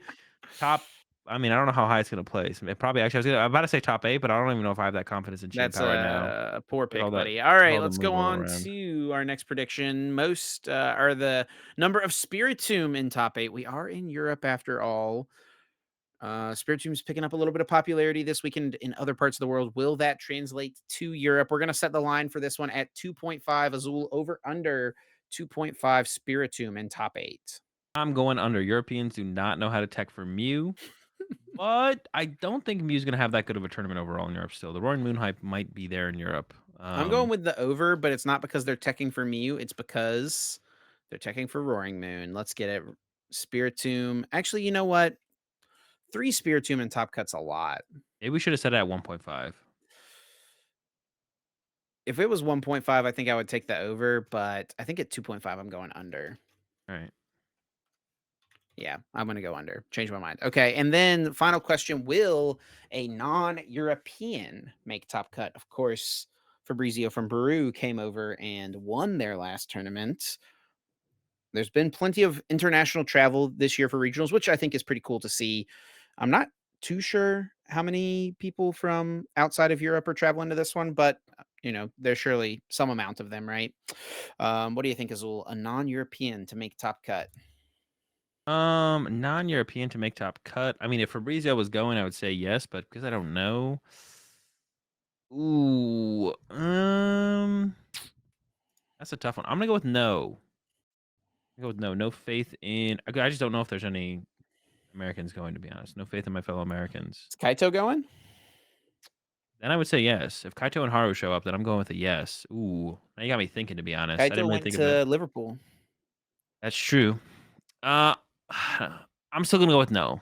I feel like if they went to well, maybe not. They went from Liverpool to Melbourne, or they go from Melbourne back to Dortmund. Possible. That's a lot of flying. That's a lot of travel. Dude, I would be exhausted, man. Maybe they're just gonna go back to Japan after Melbourne. I'm gonna go with no. I'm gonna go with no. I just don't know enough people who are potentially going, so I'm I going don't know no. enough people, but I've got faith in those who are there because there will surely be someone, and I'm going with yes. Yeah, Is I Brent mean, Thomason going? I don't know. That would be a lot of travel again, but yeah, you know, immediately just got back home and immediately just leaves to go back to Europe. Although, he's full yeah, time poke, bro. I don't think it was on his schedule. I remember him tweeting out his like. Actually, we could just check if Brent's going. To be honest, He did tweet out his schedule. Yeah, tweeted out everywhere he's that's going. okay. We don't have to check it. I'm gonna have faith. Someone's going, and we're saying yes. All right, And that's the last prediction here that we have this week. As well, you got anything else you want to cover before we get out of here and get into our bonus episode? Brent is not going to. That's what you want to add. That was it. That's all I got. Close this out, Chip. All right. Thanks so much to everyone for listening, as always, and for your support. It is very much appreciated. And if you want to show your support, the best way to do it is to just leave us a like, a rating, a review wherever you are listening, comment on the YouTube video. All those things do go a long way in helping more people discover the podcast and yeah, letting us know that you're enjoying the content. If you want to go that little extra mile, be sure to check out the Patreon. We are going to be hopping over there in just a second for our weekly bonus episode. And then also check out our second YouTube channel, Uncommon Energy, linked in the description. We've got 2 videos up there right now. Next one will be coming out in a couple of weeks, most likely. Evolution Series Episode 2, the much anticipated Evolution Series Episode 2. Hope you guys are looking forward to it. And yeah, you can also follow us on Twitter if you want to stay up to date with us. You can follow myself at Chip Ritchie. Azul is at Azul_GG. You can follow the podcast at Uncommon_Energy. Appreciate the support as always. Catch y'all next week, Wednesday, 7 a.m. Eastern. Peace.